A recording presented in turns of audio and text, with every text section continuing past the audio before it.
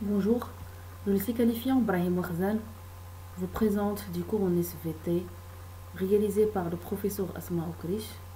Cette vidéo-là est dédiée pour les cours de la photosynthèse pour le premier bac sciences expérimentales qui contient plusieurs parties.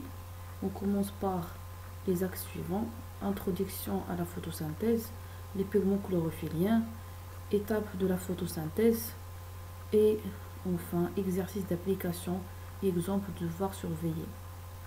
On commence par le premier axe dans lequel on va développer dans cette partie les éléments suivants: extraction de la chlorophylle brute des feuilles, 2. Séparation des pigments chlorophylliens par chromatographie, troisième partie, relation entre les pigments chlorophylliens et la lumière, 4. Spectre d'absorption et spectre d'action, et enfin les organites contenant la chlorophylle.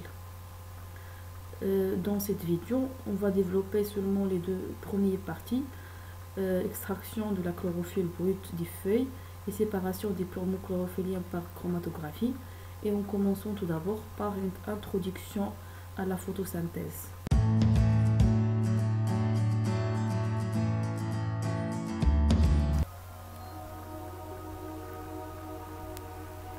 Les plantes chlorophylliennes se caractérisent par la capacité de synthétiser les substances organiques à partir de substances minérales, c'est-à-dire l'eau et les sels minéraux absorbés au niveau du sol et du CO2 présent dans l'atmosphère.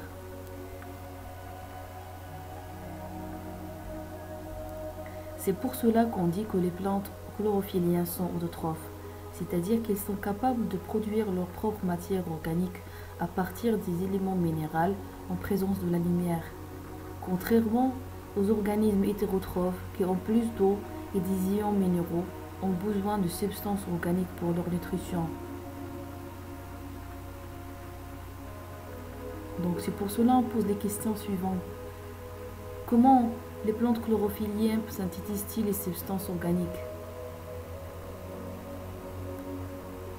Et quelles sont les structures cellulaires qui interviennent?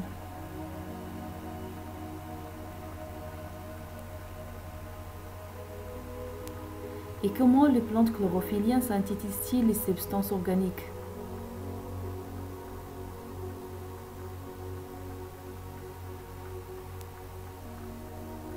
Et enfin, quelles sont les principales classes de la matière organique qui résultent de la photosynthèse?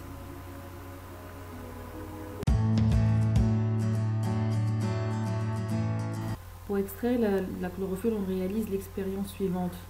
Dans un mortier, on broie les feuilles bien vertes, par exemple les épinards, avec un peu de sable afin d'écraser les cellules. On ajoute un peu de solvant organique, par exemple l'alcool à 90 degrés ou l'acétone. On broie bien les feuilles et on filtre le contenu de mortier en utilisant du papier filtre pour obtenir une solution de chlorophylle brute. Voilà, comme vous voyez en bas, nous avons la chlorophylle brute. On passe ensuite à mettre cette solution à l'obscurité en utilisant du papier aluminium, et en même temps on prépare notre fractionnement des pigments chlorophylliens par chromatographie.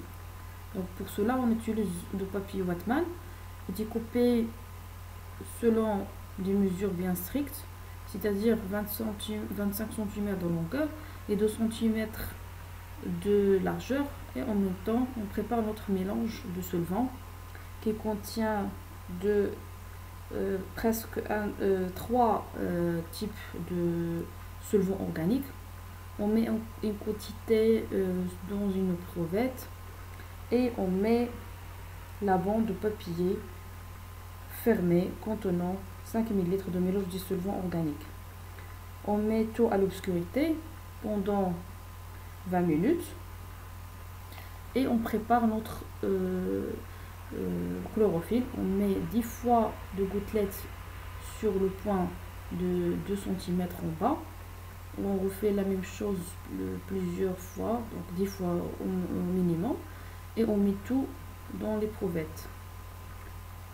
Le solvant monte par capillarité dans la bande de papier et entraîne les différents pigments solubles dans les solvants organiques et se sépare progressivement en fonction de leur vitesse de migration. Donc comme vous voyez, nous avons là la séparation de la chlorophylle brute en 4 pigments. Commençons tout d'abord par la chlorophylle B, suivi par la chlorophylle A, les xanthophiles et enfin les caroténoïdes, ce qu'on appelle aussi les carotines. Et pour la suite, je vous propose de continuer la deuxième partie.